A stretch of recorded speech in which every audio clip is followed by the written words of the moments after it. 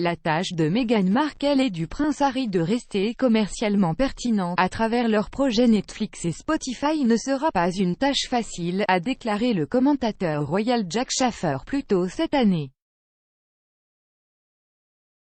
Le duc et la duchesse de Sussex ne reviendront pas au Royaume-Uni pour une fête tardive célébrant le dévoilement de la statue de la princesse Diana au palais de Kensington, a confirmé un porte-parole.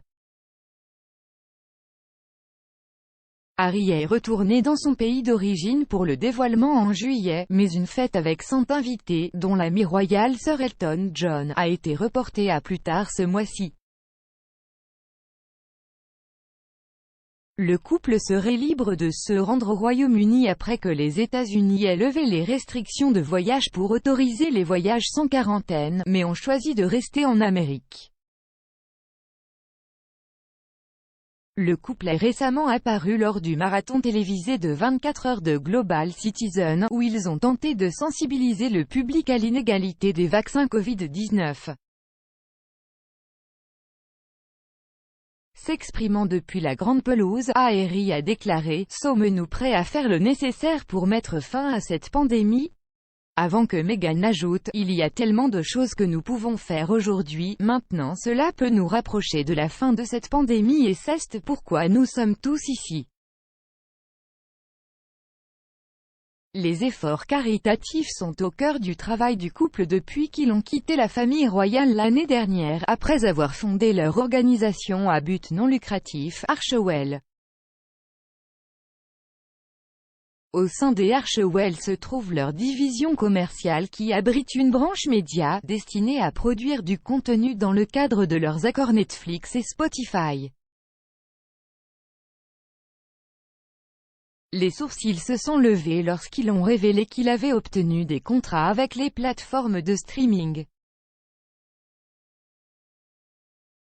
Le concert de Netflix a provoqué une fureur particulière, car les commentateurs ont déploré le manque d'expérience du couple, affirmant qu'ils n'avaient conclu l'accord qu'en raison de qui ils étaient. En août, Jack Schaffer, rédacteur en chef des médias de Politico, a écrit un article d'opinion intitulé « Meghan et Harry ne seront plus jamais aussi intéressants », explorant comment le couple avait échangé les firmes en tirant les ficelles de la marionnette sur leur corps avec leur propre coup sec alors qu'ils passent du statut de produits humains d'une entreprise qui commercialise leur vie au monde entier à des produits humains qu'ils contrôlent. Discutant des accords médiatiques avec Netflix et Spotify, M. Schaffer a affirmé que même s'ils se sont débrouillés de la famille et de la tradition, leur quête pour rester pertinent après la famille royale ne serait pas une tâche facile. Il a affirmé, ayant déplacé leur acte sur une scène internationale, Meghan et Harry n'ont pas effacé leurs problèmes de publicité et d'autonomie. Afin de rester commercialement pertinents, ils devront produire un excellent contenu pour Netflix et Spotify avant que leurs nouveautés ne disparaissent. Ce n'est pas une mince affaire, ils seront désormais en compétition avec les cinéastes et podcasteurs les plus brillants du monde, et conjurer du contenu à partir de rien n'est pas rien. Même Steven Spielberg ne peut pas offrir ce que le public veut à chaque fois, et il est le plus grand artiste de masse de notre époque. De plus, ni Meghan ni Harry n'ont beaucoup d'expérience dans la production de médias. Sans leur relation avec les royaux, ils n'auraient pas pu obtenir une rencontre avec un larbin de Netflix, et encore moins un accord. Bien que leur manque d'expérience dans la production médiatique ait été une cible particulière, beaucoup ont souligné leur autre expérience avec le monde des médias. Meghan est devenue l'une des actrices les plus titrées dans le domaine des séries télévisées lorsqu'elle a décroché un rôle dans la série à succès Suits.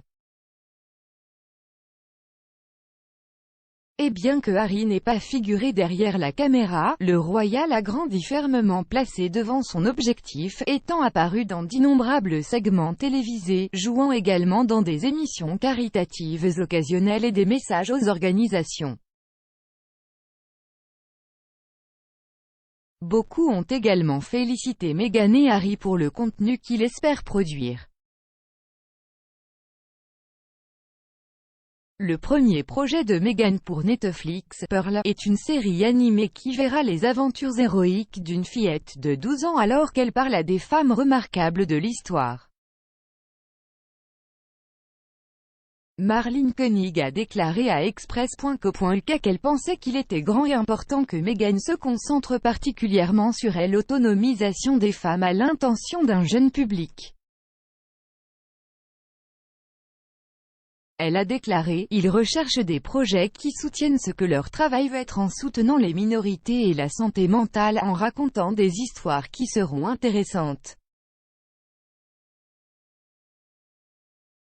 Dans une déclaration annonçant l'accord avec Netflix, Meghan et Harry ont déclaré « Grâce à notre travail avec diverses communautés et à leurs environnements, pour mettre en lumière les personnes et les causes du monde entier, nous nous concentrerons sur la création de contenu qui informe mais donne également de l'espoir. » En tant que nouveaux parents, créer des programmes familiaux inspirants est également important pour nous, tout comme une narration puissante à travers une lentille véridique et pertinente.